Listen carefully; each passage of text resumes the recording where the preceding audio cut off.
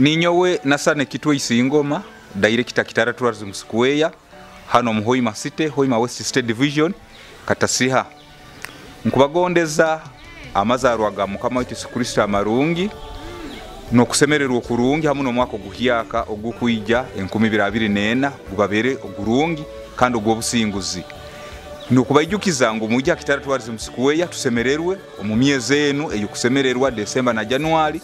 muleta abana n'abakuru bayije mujye muzihe mujye murambure murore bisoro bya buli mulingo mujye murore reptiles mujye muhube